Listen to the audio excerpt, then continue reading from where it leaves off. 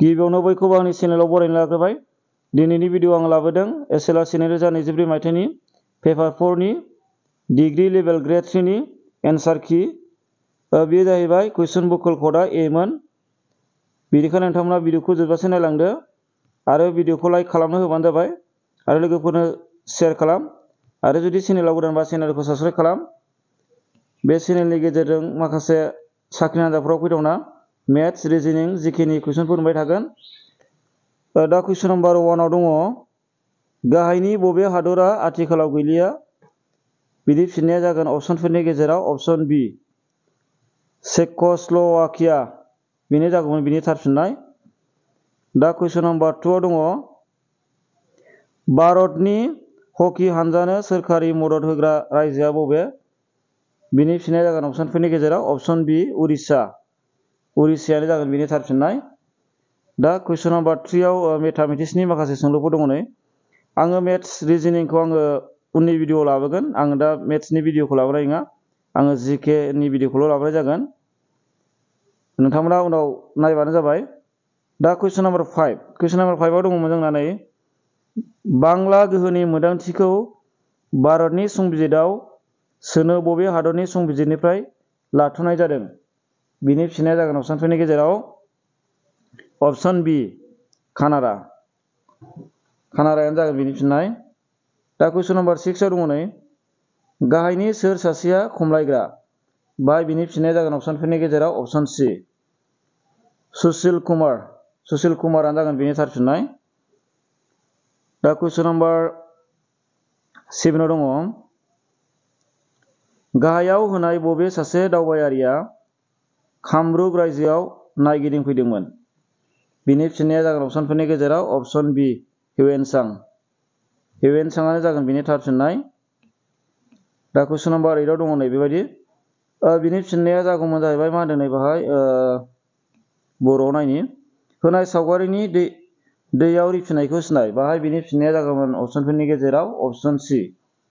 अपसन C आनो जागौमोन बिनि थार फिननाय अपसन सी।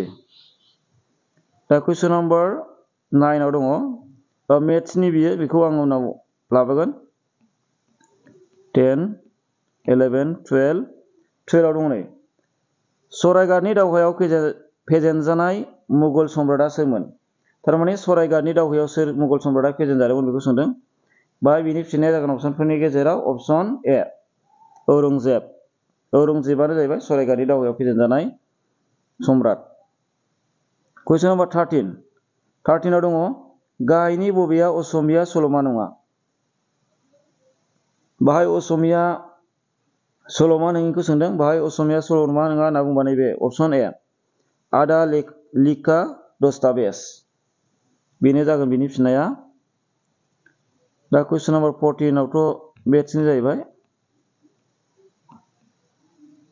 कुइसन नाम्बार 17 आव दङ नै सोर हिन्दी खन्थाइगिरिया मधुशाला आरो अग्निपथनि थाखाय मिथिजायो? बिनि फिननाया जागोन अपसनफोरनि गेजेराव अपसन बी। अपसन बी आनो जागोन हरिबंश राय बच्चन। बेनो जागोन बिनि फिननाया। दा कुइसन नाम्बार 18 आव दङ बे मेथ्सनि जाहैबाय। कुइसन नाम्बार 19 आव दङ जाहैबाय कालबेलिया भारतनि बबे ओनसोलनि सुबुं मोसानाय? कालबेलिया मोसानायखौ होनदों बबेनि मोसानाय होनना सोंदों बाहाय। कुइसन नाम्बार 19 नि एन्सारा जागोन अपसनफोरनि गेजेराव अपसन डी थार बालाहामा ओनसोल। थर बालाहामा ओनसोल जागौमोन बेयो। नैबे लिरनाया थार जादों। थर जागौमोन बिनि लिरनाया। दा कुइसन नाम्बार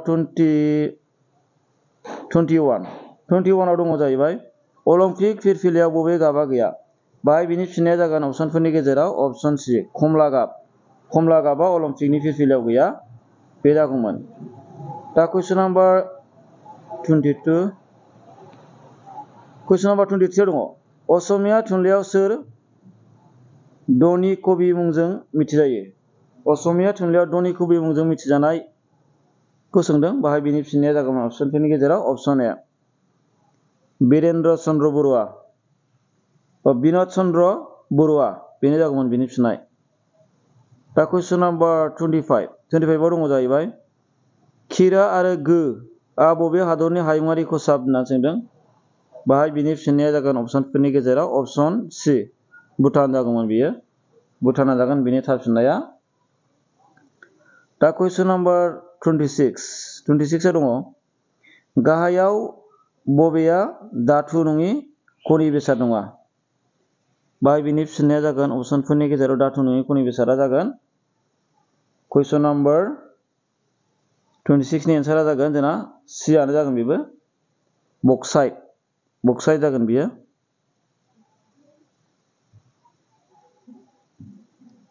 दा कुइसन नाम्बार 27 आव दङ गाहायनि बबेया थार। बाहाय थार फिननायखौ सायख'नांगौ। अरगें मोखाङा दै सिङाव थाया। लैथोहा जेबो दै दाहार गैया। हा सानिफ्राय 70% बाहागोआनो दैजों बुंफबनाय। हा खोन्दोआ हा सानिफ्राय खावसे। बाहाय बिनि फिननाया जागोन अपसनफोरनि गेजेराव अपसन सि। अपसन सि आनो जागोन बिनि थार फिननाय।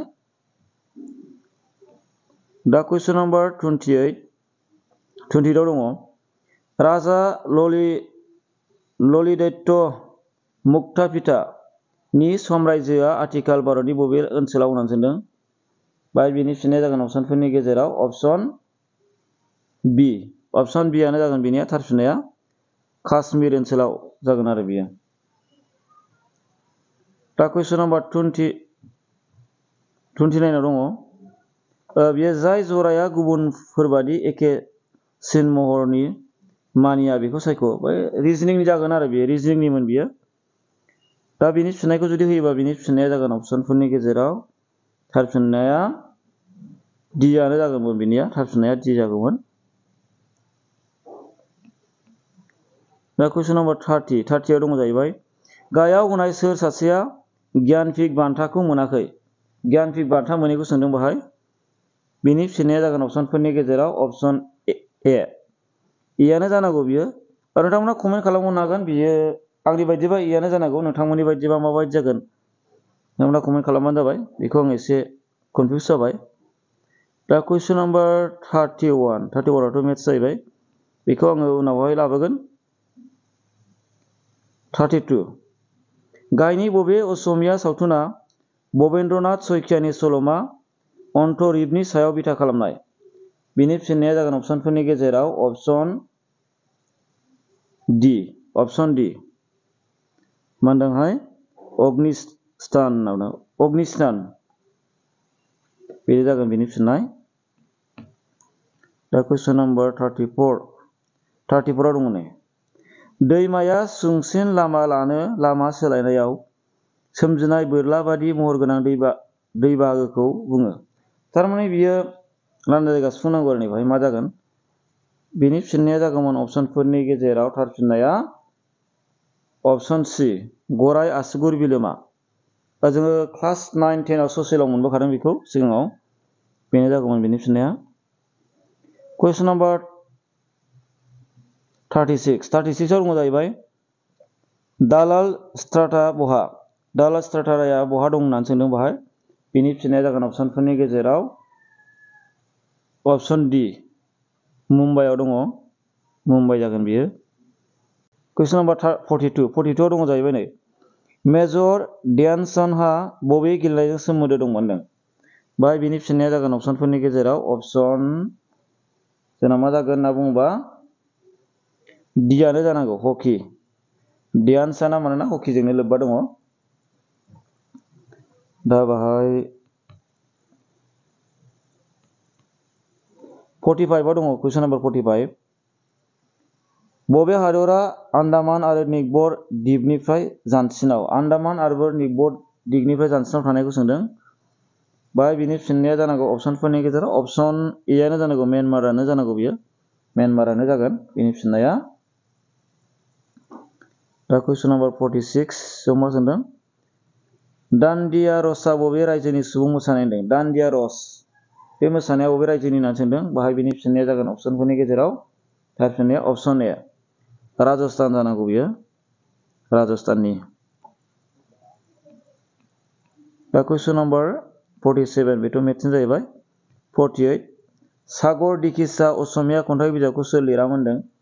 माने खन्थाइ बिजाब आरो बे मोनसे सागर देखिसा होननाया। दा बेनि लिरगिरिखौ सोंदों आरो बाय बेनि लिरगिरिया जागोन अपसनफोरनि गेजेराव जोंना कुइसन नम्बर 40 नि एन्सारा जागोन जोंना ए देबकान्त बरुवा। देबकान्त बरुवायानो जागोन बेनि फिननाय। कुइसन नम्बर 49 बेथ' मेथ्सनि जाहैबाय। 50 गाहायनि बबे मोनसेया गुबुननिफ्राय जुदा? माने बाहाय मोनब्रै अपसन दङ, बबेबा मोनसेया जोंना गोरोबाखै आरो ना। सामवेद दङ, ऋग्वेद दङ, यजुर्वेद दङ, आयुर्वेद दङ। नैबे डियानो गोरोबाखै बाहाय। बेनि फिननाया जागौमोन अपसन डि। अपसन डि आनो जागोन बेनि थार फिननाय। दा कुइसन नम्बर 51 आव दङ, बेथ' मेथ्सनि जाहैबाय। 51 आ 53 जोंना मा सोंदों? 53 1969 मायथाइनि डक्टर बेसबरुवा मुंनि सावथुनाव गाहाय बिफावथिखौ सोर लायामोन? बेनि फिननाया जागोन अपसनफोरनि गेजेराव अपसन डि ब्रजेन बरुवाया लादोंमोन। बेनि फिननाया ब्रजेन बरुवाया जागोन।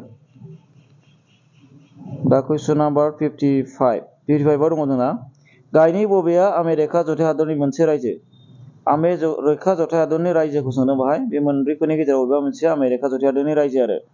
दा कुइसन नम्बर 55 नि एन्सार जागोन अपसनफोरनि गेजेराव अपसन ए हावाइ। हावाइखौ नोंथांमोना फरायबानो जाबाय। मा होनगोन बेखौ? हावाइ होनना बुंगोन बेखौ हावाइ। बेनो जागौमोन बेनि फिननाया। दा कुइसन नम्बर 57 आव दङ गबि बालाहामाया बबे हादर मोननैयाव नांलाङो? बेनि फिननाया जागोन अपसनफोरनि गेजेराव थार फिननाया जोंना अपसन डि। अपसन डि चीन आरो मंग'लिया। साउन्डफ्रा एसे बायरानि साउन्ड बिराद हाबनो हागौ। खाथिजों थांलाय फैलाय गारिबो थाङो नालाय, लामा सेर जायो आं थानाया। दा बेखायनो माखासे एसे एनै उसुबिदा जानायखौ निमाहा होबानो जाबाय। समाबो मोनलायलाङा नालाय, आङो टाइम बायदि बानायनो सम मोना। माने स्कुलाव थानाय जायो, हस्टेलाव थानाय जायो, बेखायनो सम मिलाया। बेखायनो आङो जा सम दसे मोननाय समावनो बानायदों आरो। नोंथांमोना नायबानो जाबाय एन्सारा नोंथांमोननि होनायजों आरो आंनि होनायजों गोरोबना गोरोबाखै आरो बेसेबांसो हाया नोंथांमोना खिथाबानो जाबाय। दा कुइसन नम्बर 59 आव दङ पिटि उषाया मा गेलेयोमोन? पिटि उषानि गेलेनायखौ सोंदों। पिटि उषा होनना बुंबाथ' जों बयबो मिथिखायो। बिथांनि गेलेनाया जागोन जोंना अपसनफोरनि गेजेराव अपसन ए एथलेटिक्स। एथलेटिक्सआनो जागोन बिनि गेलेनाय। पिटि उषा। कुइसन नम्बर 61, 62, 63। 63 आव दङ जाहैबाय उमानन्द मन्दिरा बबे दिप हाजो थिलायाव दङ? उमानन्द मन्दिरखौ सोंदों, माने बेयो बबे हाजो थिलायाव गोलैयो? जों नोंथांमोना बयबो हादोंआनो जानो हागौ, कनफिउस जायाखै जानो हागौ। बेखौ हागोनानो, बयबो गोरलैयानो नालाय। बिनि फिननाया जागोन अपसन ए आनो जागौमोन आरो बसमासल हाजोआवनो जागोन बेयो। बसमासल हाजो थिलायाव जागोन बसमासल। दा कुइसन नम्बर 65 आव दङ गाहायनि बबेया महाभारतनि खोन्दो? बिनि फिननाया जागोन अपसनफोरनि गेजेराव जोंना अपसन डि गीता।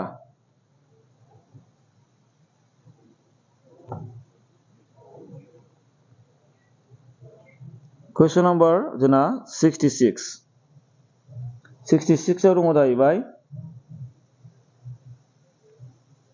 आसाम बाय' रिफाइनारि प्र लिमिटेडआव बाहायजाग्रा गुदि गोथां मुवाया?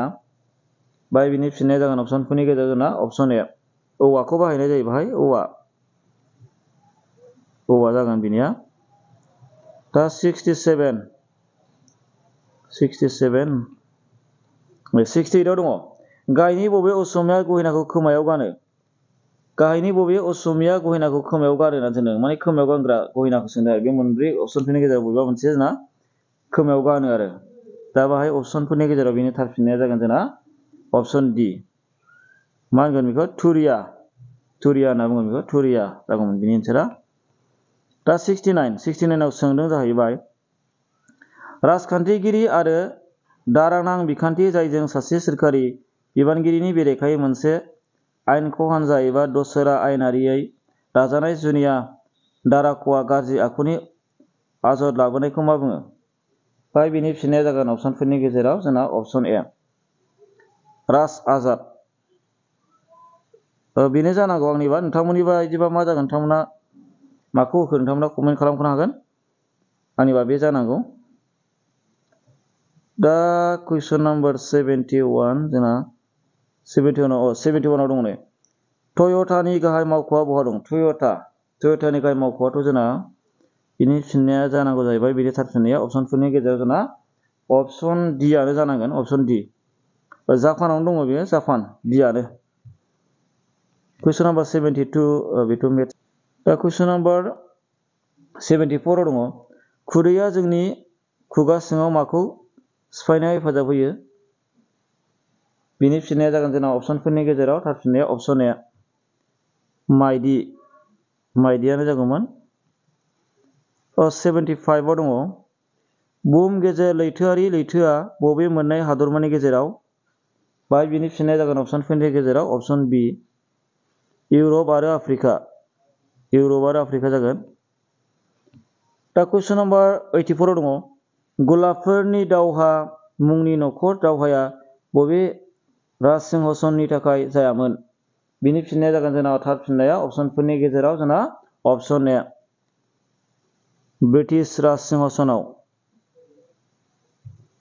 कुइसन नाम्बार 85 दङ जाहैबाय गाहायनि बबे बिबुंथिया थार? सिक्किमआ आसामजों सिमा रानज्लायो। बेथ' गोरोन्थि जाहैबाय। सिक्किमआ आसामनि सोनाबहा गोग्लैयो। आसामा सिक्किम आरो मेघालयजों सिमाफोर रानो। बेथ' गोरोन्थि। डिआव दङ बांलादेश आरो सिक्किमआ आसामनि सिमाफोरावनो। बिसोर गोरोन्थि, माने सिक्किमा नांलाया। बिनि फिननाया जागोन जोंना थार फिननाया अपसनफोरनि गेजेराव अपसन बि आनो जागोन जोंना अपसन बि आनो बिनि फिननाय। 85 कुइसन नाम्बार 86 दावहायारि आरिमु ताइक्वान्ड'आ बबे हादराव जागायग्रोदोंमोन?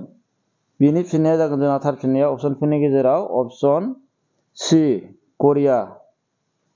करिया जागोन बियो।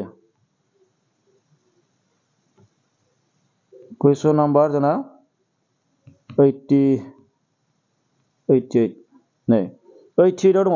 2024 मायथाइनि 1 जानुवारि खालिसिमाव इउक्रेननि हादरगिरिया सोरमोन? इउक्रेननि हादरगिरिखौ सोंदों। बिनि फिननाया जागोन जोंना अपसनफोरनि गेजेराव अपसन डि आनो जागोन बिनि फिननाय।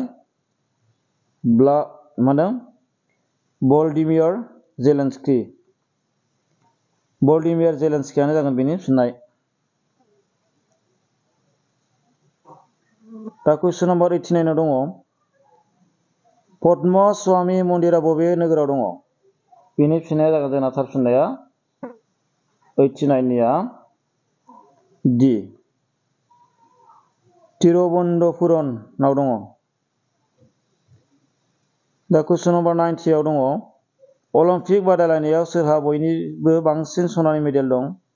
बिनि फिननाया जागोन अपसनफोरनि गेजेराव अपसन बि माइकेल फेल्प्स जागोन। कुइसन नाम्बार 91 दङ। चाणक्यआ बबे सम्राटनि राजफोलेरारि बोसोन होगिरिमोन? बिनि फिननाया जागोन थार फिननाया अपसनफोरनि गेजेराव अपसन सि चन्द्रगुप्त मौर्य। कुइसन नाम्बार 92 दङ। बुहुम गेजेर लैथोआरि लैथोआ बबे हादराव नांलाङा? बिनि फिननाया जागोन जोंना थार फिननाया अपसनफोरनि गेजेराव अपसन बि पर्तुगाल।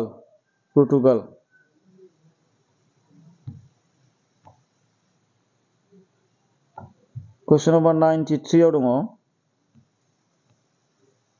बियो मेथ्सनि जाहैबाय। 94 जङाल बलहुनि मुसुखाखौ बहा फसंनाय जादों? बिनि फिननाया जागोन जोंना थार फिननाया अपसनफोरनि गेजेराव अपसन ए रहा। कुइसन नाम्बार 95 गाहायाव होनाय सुबुंनि गेजेराव सोर लन टेनिस गेलेग्रा नङा? बिनि फिननाया जागोन जोंना अपसनफोरनि गेजेराव थार फिननाया अपसन डि आनो जानांगौ पुलेला ग'पिचन्द। दा कुइसन नाम्बार 96 दङ। गाहायनि बबे आसामनि गंसे थार गोनां दामग्रा होननानै सोंदों। आसामनि दा बेनि फिननाया जोंना अपसन डि टकारियानो जानांगौ बेनि साबसिननाय। दाना कुइसन नम्बर 97 बेथ' मेथ्स जाहैबाय। कुइसन नम्बर 99 गाहायनि बबेया भारतनि खेंसालिया खाजोनानि बिदिन्थि? बिनि फिननाया जागोन जोंना अपसनफोरनि गेजेराव थार फिननाया अपसन सि मुवा आरो मावमिन खाजोना। दा कुइसन नम्बर 101 आव दङ प्राइड एन्ड प्रेजुडिसखौ सोर लिरामोन? प्राइड एन्ड प्रेजुडिसखौ लिरगिरिया जाहैदों। बिनि फिननाया जागोन जोंना थार फिननाया अपसन ए जागोन जेन अस्टेन। कुइसन नम्बर 92 93 94 आव दङ गोरोबै सोदोबखौ नागिरनानै दिहुननो थिनदों।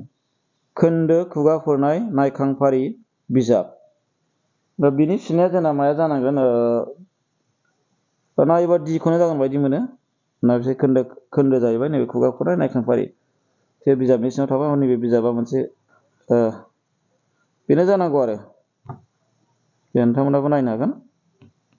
कुइसन नम्बर 105 106 लादाखनि सियाचेनआ मोनसे नि बिदिन्थि? गुसु बालाहामा ना बरफ दैमा ना जौयेन ना बरफ हाजोमा? दा बिनि फिननाया जोंना मा जानांगोन? जोंना अपसन बि आनो जानांगोन बरफ दैमा। लादाखनि सियाचेनआ बरफ दैमानि बिदिन्थि। दा कुइसन नम्बर 07 आव दङ 107 आव बबे हाजो सिरिया जम्मु आरो काश्मीरनि ओनसोलाव थानाय हाजो सिरिखौ सोंदों। बेनि फिननाया अपसन ए आनो जानांगौ फिर पन्जल हाजो सिरि। बे कुइसन नम्बर जोंना 108 109 10 109 तोरेमेना सारे एबा मा होननानै सोंदों। थारमाने बियो थार फिननाया जागोन बिनिया अपसनफोरनि गेजेराव अपसन डि मोनसे कार्टुन आखुनो। बे मोनसे कार्टुन आखु जाहैगोन। दा कुइसन नम्बर 110 आव दङ मनालिसा आरो सुदीप दुवाराया बबे बादायलायनायखौ आसामनि जानानै गेलेयो? बेनि फिननाया जागोन थार फिननाया अपसनफोरनि गेजेराव अपसन डि टेबल टेनिस। दा कुइसन नम्बर 115 आव दङ आथिखालाव भारतआव मा रोखोमनि सुबुंखान्थि नुनो मोनो? बिनि फिननाया जागोन जोंना थार फिननाया अपसनफोरनि गेजेराव अपसन बि थान्दै सुबुंखान्थि। दा कुइसन नम्बर 117 आव दङ हौवाफोरनि आईसीसी ओडीआई क्रिकेट बुहुमनां काप सोमोन्दो गाहायाव होनाय बबे बिबुंथिया थार नङा? भारतआ कापखौ खेबनै देरहानो हाबाय। बियाव दङ अस्ट्रेलिया बयनिख्रुइ बांसिन खेब देरहाबाय। सियाव दङ गिबिसिन टुर्नामेन्टआव इंलेन्डआ देरहादों। डियाव दङ बांलादेशआ माब्लाबाबो देरहानो हायाखै। बिनि फिननाया जागोन अपसनफोरनि गेजेराव अपसन सि आनो जागोन बिनि फिननाय। मा जागोन बियो? गिबिसिन टुर्नामेन्टआव इंलेन्डआ देरहादों। बे राइट। दा कुइसन नम्बर जोंना 18 आव दङ 118 आव क्रिस्ट'फार कलम्बासनि जोनोम हादरा जाबाय। बिनि फिननाया जोंना थार फिननाया जागोन अपसनफोरनि गेजेराव अपसन सि पुर्तगालआनो जागोन बेनि फिननाय। दा कुइसन नम्बर 119 आव दङ ब्राजिलआ बुहुमनां फुटबल कापखौ खनबेसे देरहानो हाखो?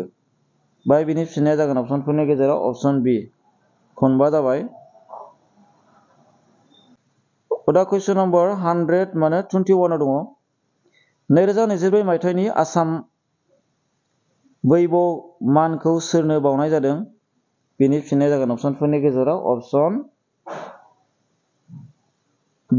अपसन बि आनो जानांगौ बिनिया रन्जन गगৈ। कुइसन नम्बर 122 आव दङ बे जाहैबाय मेथ्सनि। कुइसन नम्बर 100 मा थाखो 23 थाबाय गाहायनि बबे जायगायाव आईपीएल नि बादायलायनाया जाया? बिनि फिननाया जागोन जोंना थार फिननाय अपसनफोरनि गेजेराव अपसन सि पाटना जागोन बियो। दाना कुइसन नम्बर 124 आव दङ जोंना विलेज रकस्टार मुंनि सावथुननि दैदेनगिरिया सोर? बिनि फिननाया जागोन अपसनफोरनि गेजेराव अपसन ए रिमा दास। कुइसन नम्बर जोंना 125 आव दङ जयपुरनि अनगायै 2023 मायथाइनि IPL नि समाव राजस्थान रयेल्स बिथाया बहामोन? बिनि फिननाया जोंना जागोन थार फिननाया अपसनफोरनि गेजेराव अपसन ए गुवाहाटि। गुवाहाटियानो जागोन बिनि फिननाय। दिनैनि भिडिअआ बेखिनियानो। भिडिअखौ जोबजासे नायनायनि थाखाय साबायखर। नोंथांमोना कमेन्ट खालामबानो जाबाय माबायदि हाखो आरो हायाखै आरो बेसेबांसो मोनगोन बायदि। दा आङो माखासे मेथ्सनि आरो रिजनिंखौ आङो उननि समाव लाबोगोन। बेनिखायनो नोंथांमोना नेनानै थाबानो जाबाय। गोजोनथोंसै। Thank you.